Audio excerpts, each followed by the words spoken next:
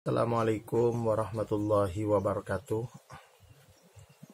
Bismillahi walhamdulillah. Wassalatu wassalamu ala rasulillah wa ala alihi wa ashabihi wa mawalah. Alhamdulillah, bersyukur kita kepada Allah, dan sholawat serta salamnya mari kita sama-sama sanjungkan kepada junjungan alam semesta Nabi kita Nabi Muhammad Sallallahu Alaihi Wasallam. Alhamdulillah, pada kesempatan kali ini kita bisa melanjutkan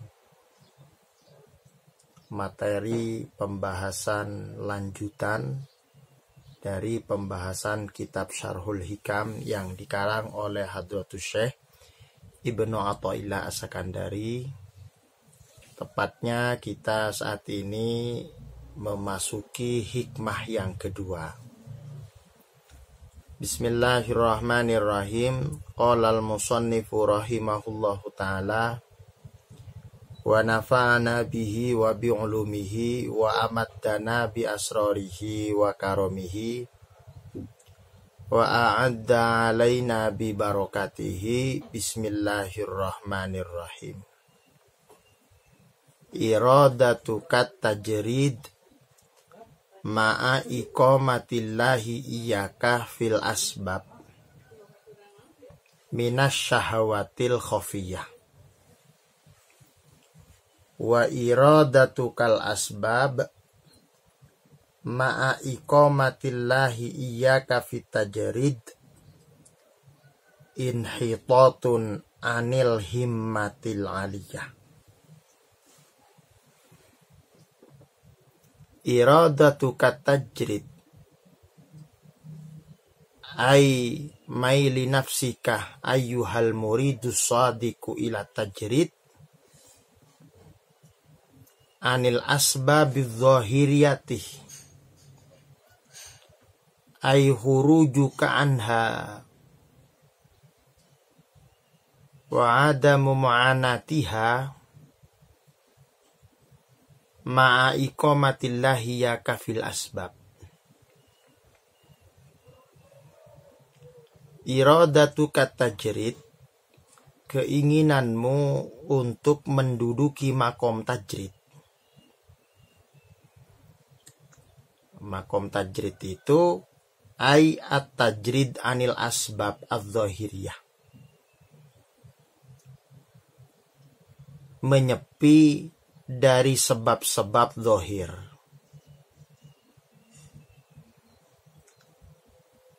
menyepi dari ikhtiar-ikhtiar zahir. Itu namanya makom tajrid. Makom tajrid.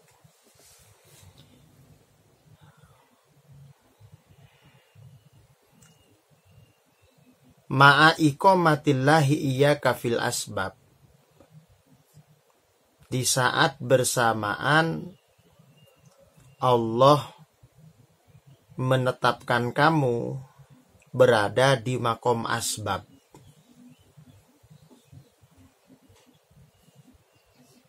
Jadi dalam kesempatan ini sekira-kiranya Hadratus Syekh menyampaikan bahwa kedudukan manusia itu ada di antara makom tajrid atau ada di makom asbab. Apa makom tajrid itu? Makom tajrid itu adalah at-tajarrud anil asbabiz zahiriyah, yaitu menghindari sebab-sebab zahir atau keluar dari keterikatan sebab zahir. Maka itu namanya makom tajrid.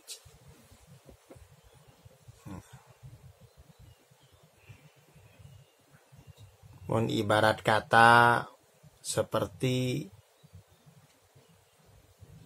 dia tidak terlihat berikhtiar ke pasar, tidak terlihat bekerja di kebun, tidak terlihat bekerja di kantoran. Jadi intinya at-tajarrud. Jadi dia menghindari sebab-sebab zahir. Ma'a iqamatillahi yaka fil asbab. Ada orang yang memang menduduki makom asbab. Makom asbab itu ya bekerja, berusaha, itu makom asbab namanya.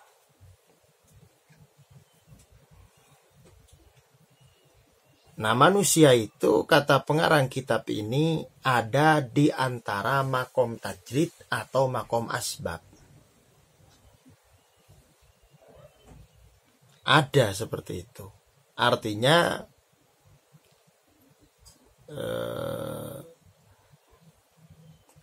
tidak menjadi satu barometer, tidak menjadi satu tolak ukur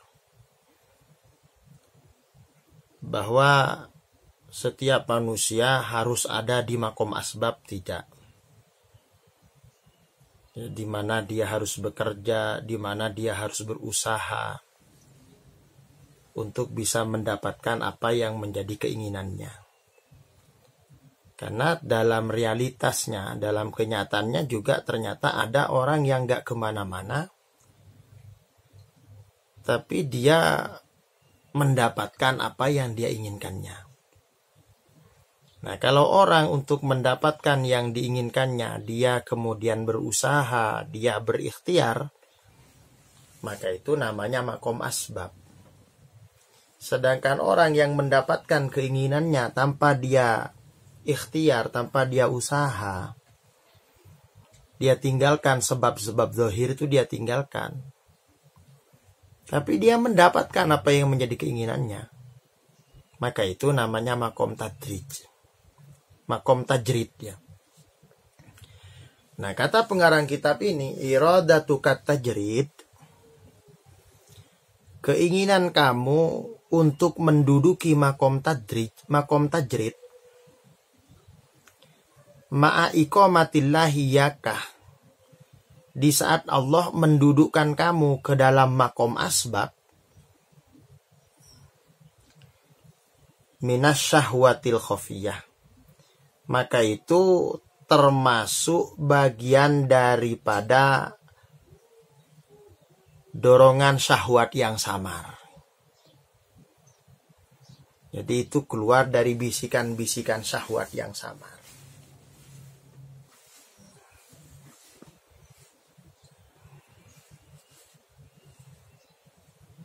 Udah bekerja, udah usaha, udah berikhtiar. Artinya dia mendapatkan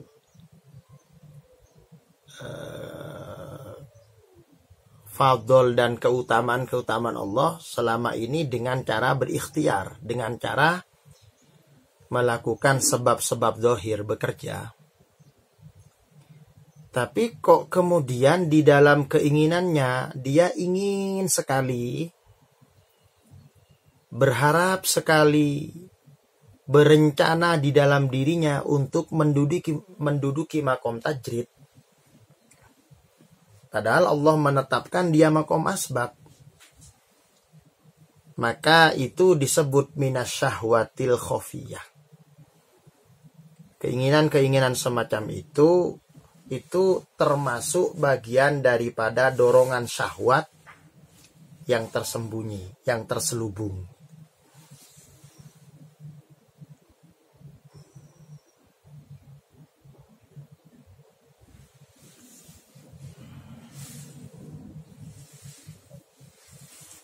Wa alamatu dzalika ayyuhayyi ahalaka wa anta jida salamata fi dinika. Adapun tanda-tanda orang ketika dia didudukkan di dalam satu makom seperti makom asbab saja. Apa ciri-cirinya? Saya ini dipastikan oleh Allah sebagai orang yang menduduki makom asbab. Apa tanda-tandanya? Maka salah satu tanda-tandanya adalah ayyuhayyi'ahalaka. Jadi Allah sudah mempersiapkan asbab kepada kamu. Wa anta jidas salamata fi dinika inda mu'anatiha. Dan dengan kamu menduduki makom asbab, dengan kamu berusaha, dengan kamu berikhtiar, kata pengarang kitab ini, maka kamu menemukan dirimu itu selamat di dalam urusan agama kamu. Kenapa? Karena sebab kamu punya usaha.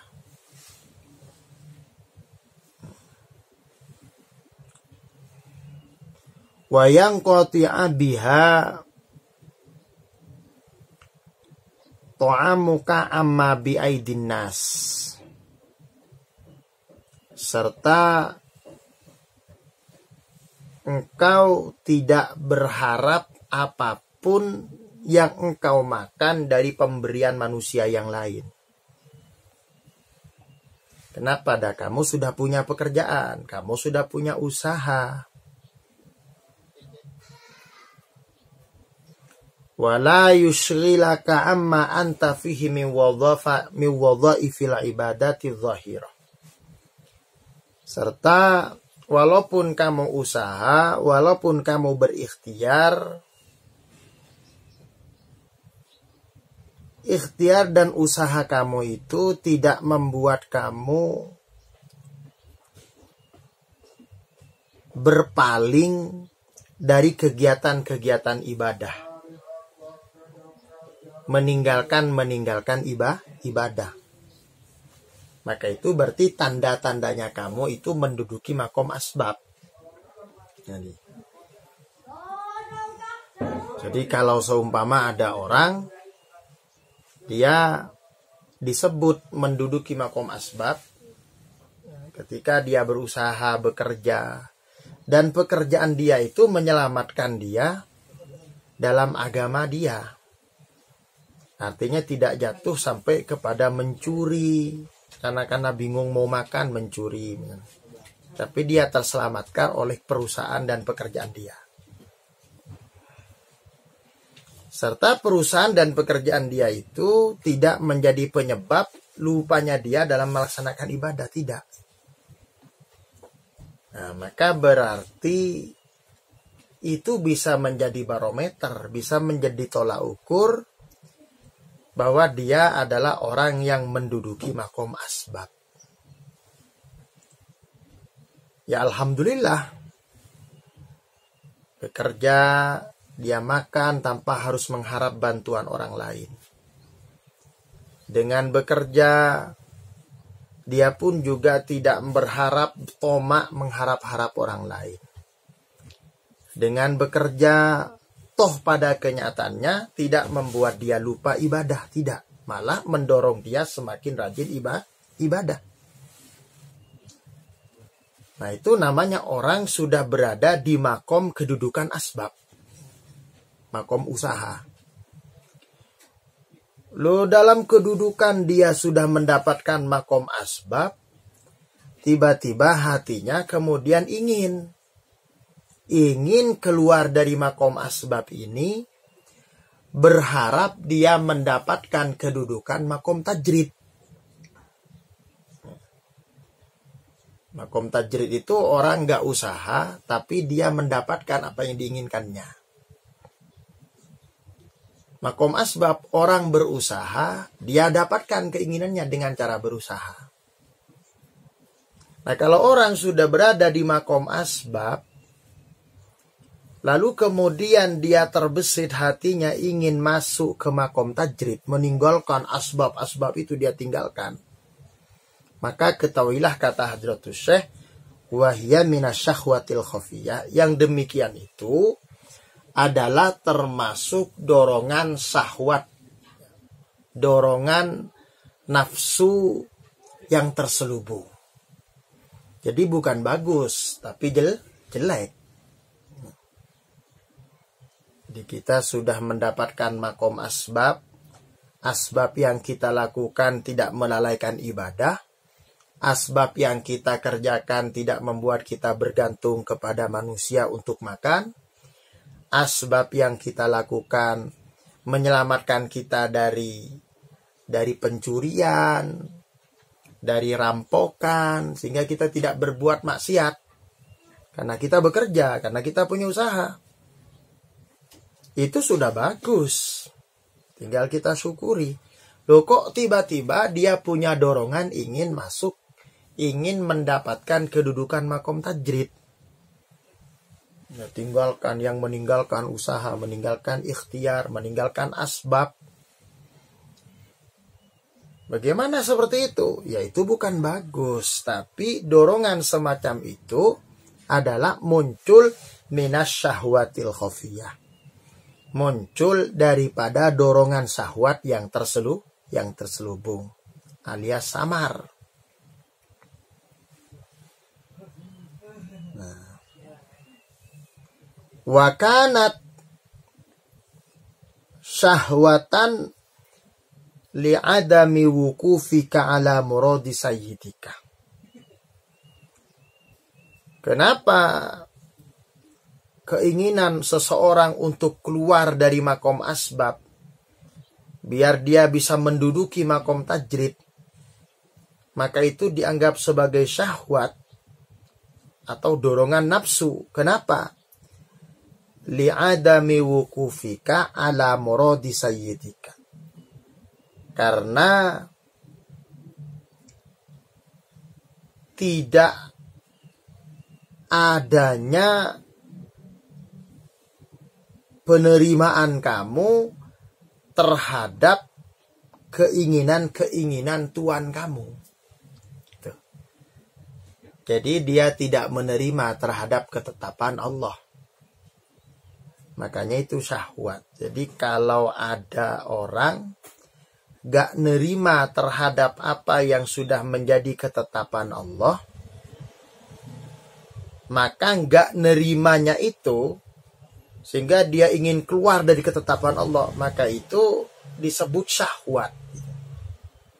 Orang yang sudah menduduki makom asbab gak nerima, pengen duduk di makom tajrid, maka ketidakmenerimaan dia terhadap ketetapan Allah, maka itu namanya syahwat.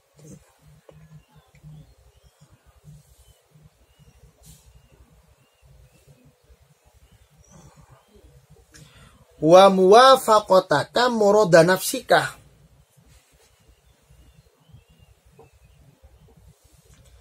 Serta ketundukan kamu terhadap keinginan nafsumu. Ya, nafsu itu kan selalu ingin membujuk kita, mempengaruhi kita untuk tidak bersyukur. Ya.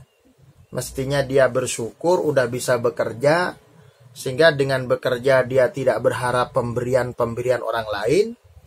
Dengan bekerja dia terselamat agamanya, tidak harus mencuri dan segala macam. Dan syukurnya lagi dengan bekerja ternyata tidak menghalangi dia beribadah. Nah itu kan mestinya kita syukuri. Tetapi nafsu kita itu selalu melihat apa yang tidak ada pada diri kita. Coba kalau saya makomnya makom tajrid, mungkin tanpa harus bekerja saya dapat. Coba kalau makom saya makom tajrid, mungkin enak. Nah, makanya disebut nafsu atau disebut syahwat itu pertama karena nggak nerima terhadap ketentuan Allah. Yang kedua, dia mengiyakan keinginan nafsunya, maka itu disebut syahwat. Artinya mencocoki terhadap ajakan nafsunya.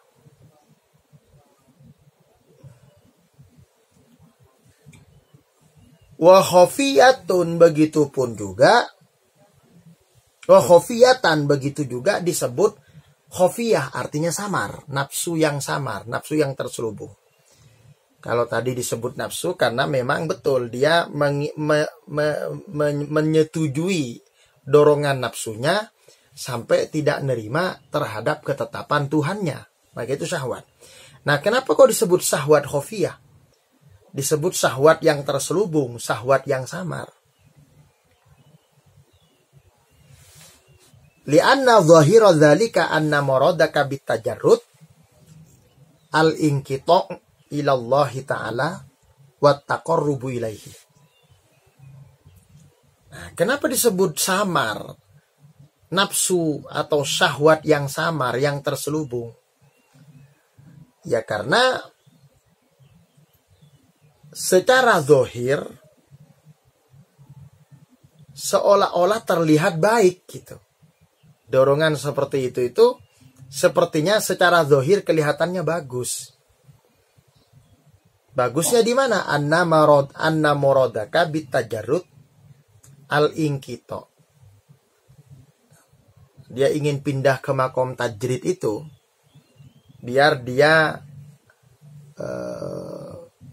al-inqita ilallahi ta'ala. Jadi dia betul-betul ingin fokus hanya kepada Allah tanpa diganggu oleh pekerjaan apapun. Makanya dia al-inqita, ingin pastikan hanya untuk Allah. Wa taqarrubu ilaihi, serta ingin mendekat kepada Allah. Nah, ini kan bagus ini. Jadi bagus. Makanya ini disebut khofiyah, terselubung. Terselubung atau disebut samar. Karena zahirnya bagus. Karena orang yang menduduki makom tajrid itu artinya dia ingin fokus hanya kepada Allah. Ingin fokus hanya mendekat kepada Allah. Itu zahirnya.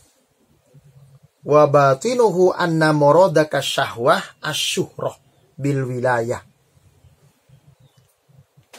Padahal makna kandungannya selain daripada tajarrud itu ingin inqita, ingin memastikan hanya kepada Allah dan ingin memutuskan semua yang tidak ada hubungannya dengan Allah, serta ingin mendekat hanya kepada Allah. Itu kan zahirnya. Adapun batinnya adalah anna muradaka asyuhrah bil wilayah. Sebetulnya batinnya itu terselubung keinginan kamu adalah untuk masyhur, syuhra bil wilayah.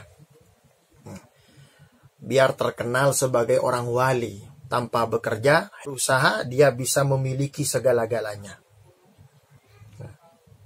Ya, keinginan zahirnya ingin mendekat kepada Allah, ingin memutus mata rantai sesuatu yang tidak ada hubungan dengan Allah. Tapi terselip di dalam batinnya adalah keinginan-keinginan syuhrah, yaitu masyhur, terkenal bil wilayah dengan kewalian-kewaliannya. Litak sudakan nasu bil i'tiqad, sehingga kemudian orang lain meyakini ya, bahwa kamu ada orang yang hebat, orang yang wali, orang yang luar biasa, nggak kemana-mana tapi ngalir.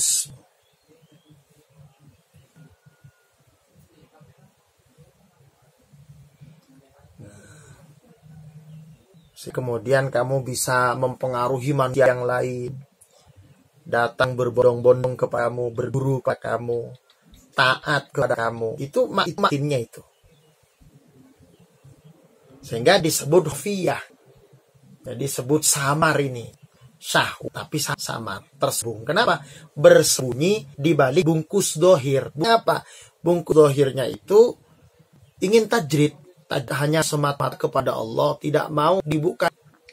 Semata-mata ingin mendekat Allah, tidak ingin terganggu asbab. Itu dohirnya bagus, tapi batinnya kemudian terselubung sesuatu yang sebetulnya adalah jauh dari motif yang baik. Maka syahwat khofiyah, syahwat yang atau syahwat yang samar.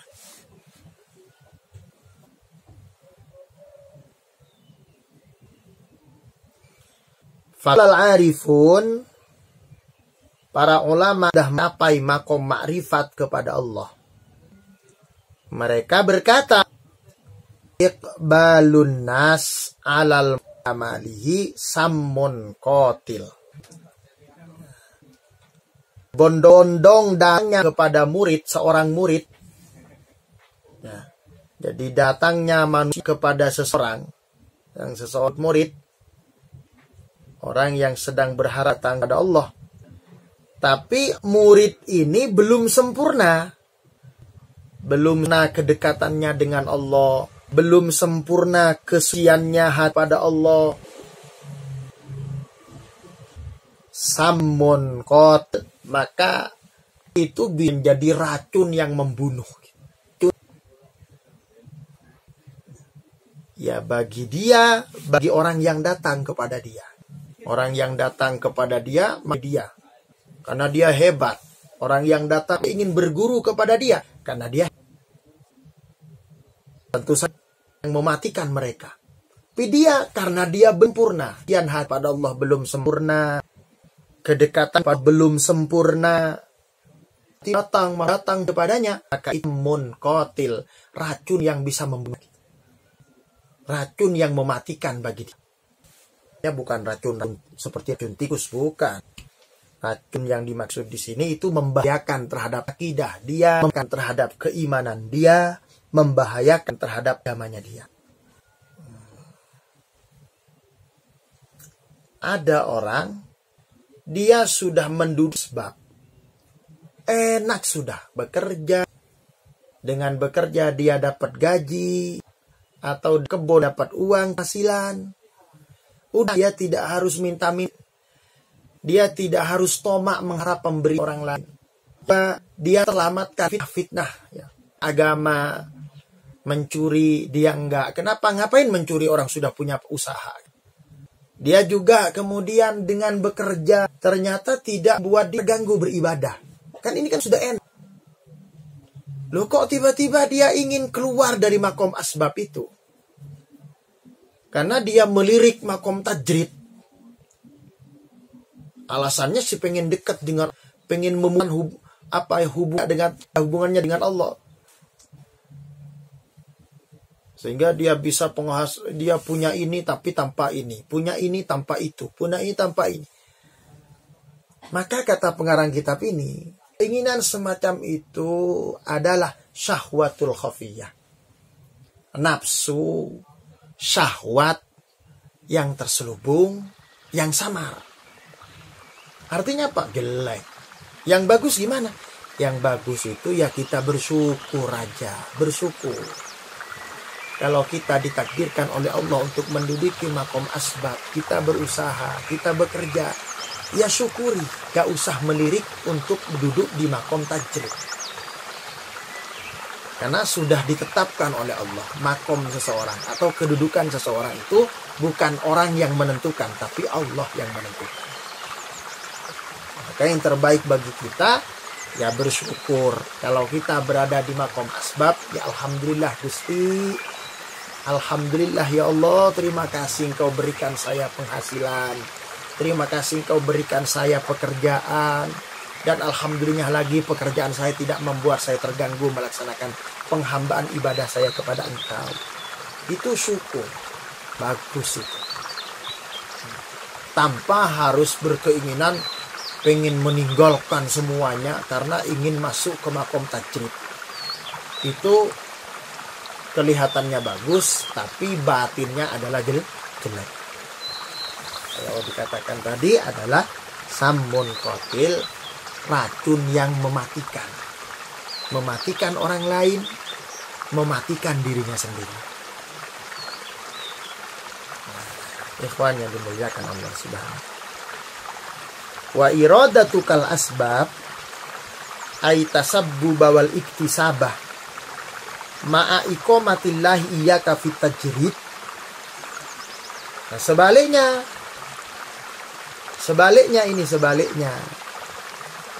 kalau tadi adalah orang yang berada di makom asbab, dia nggak betah, pengen keluar masuk ke makom tajrid. Maka kata pengarang kitab ini itu syahwat terselubung. jelek itu.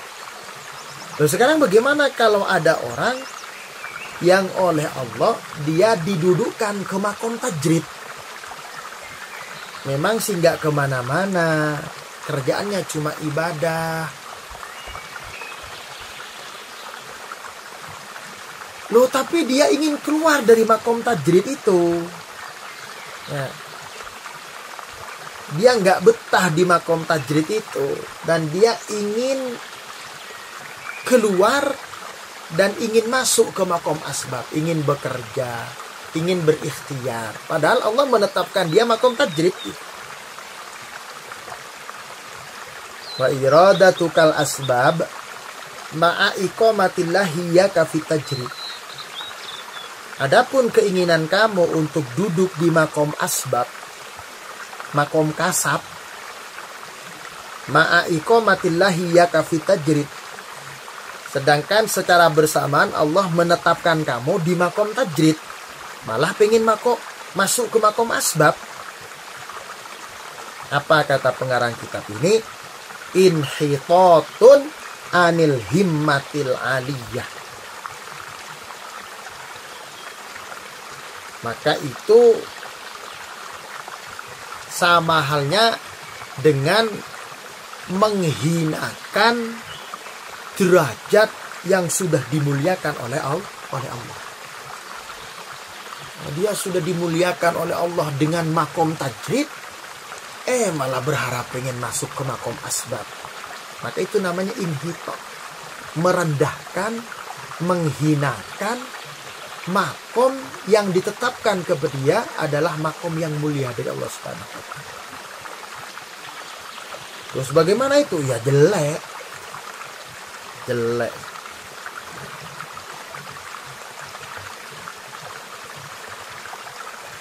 Nah, makom tajrid itu apa makom tajrid?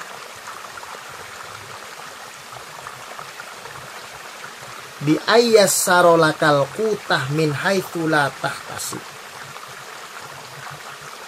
Itu makom tajrid itu adalah Allah memberikan makan kepada kamu sedangkan kamu tanpa mencari makan.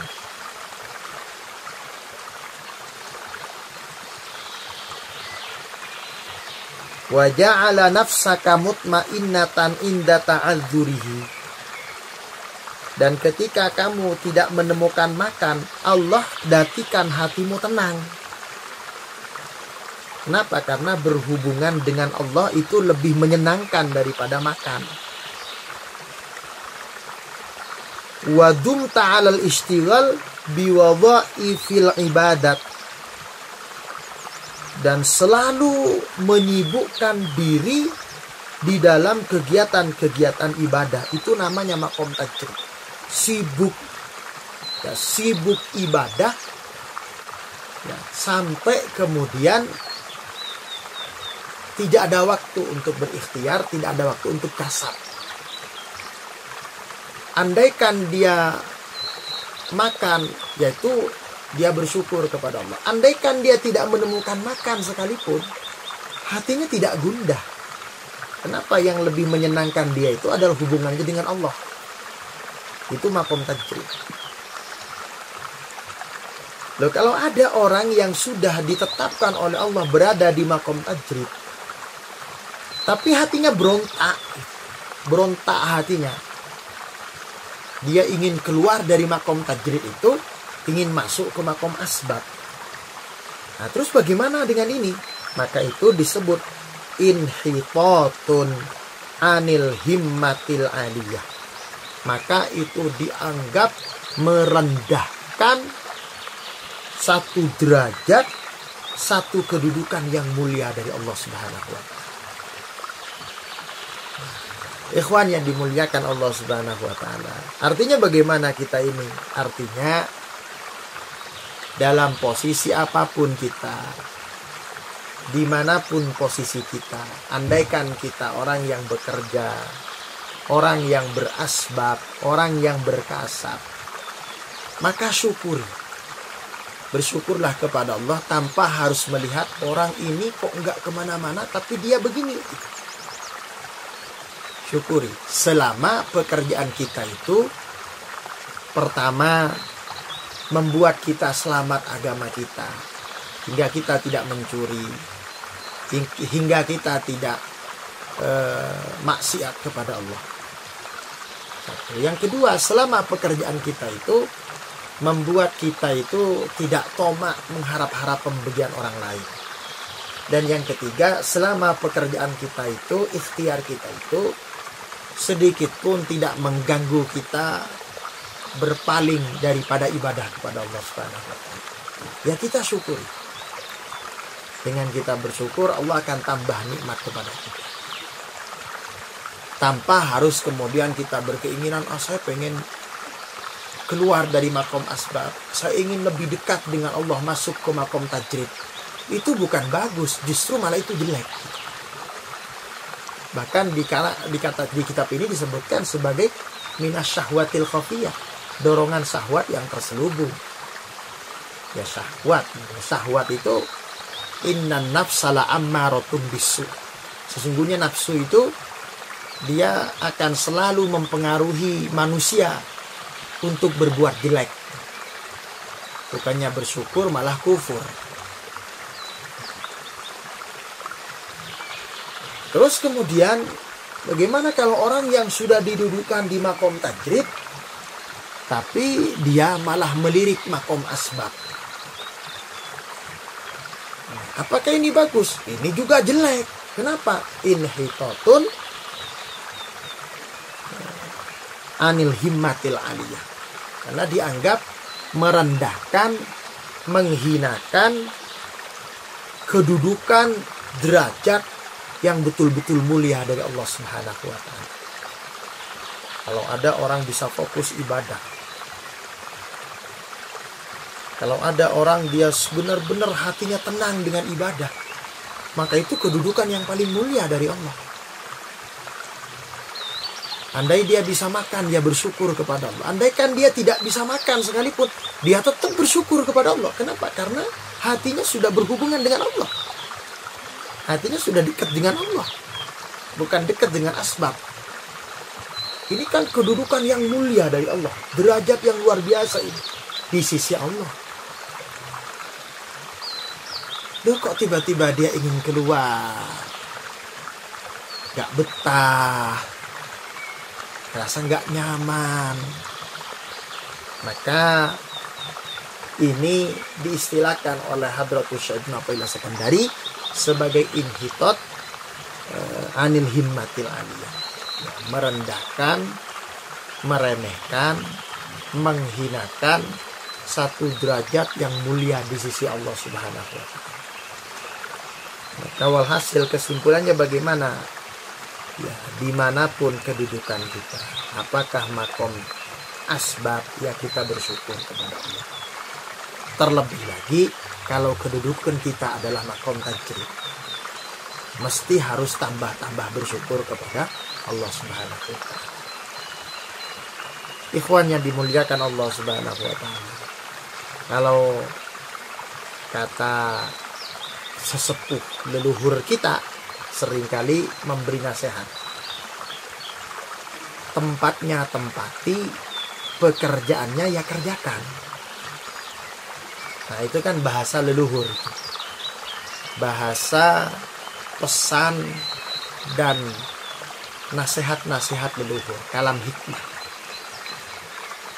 Tempatnya tempati, pekerjaannya ya kerjakan.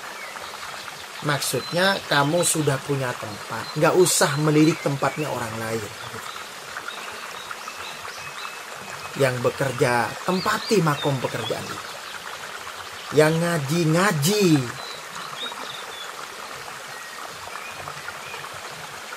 yang santri, tempati makom santri itu. Yang mahasiswa, tempati makom mahasiswa itu. Tempatnya tempati. Jangan sampai kita udah punya tempat malah melirik tempatnya orang lain. Akhirnya apa? Tempat kita nggak keurus, tempatnya orang lain nggak dapat. Celaka kita ini. Pekerjaannya kerjakan, tempatnya tempati, pekerjaannya kerjakan. Apa yang menjadi pekerjaan kita, apa yang menjadi tugas kita, yaitu yang harus kita kerjakan tanpa harus melirik pekerjaan orang lain.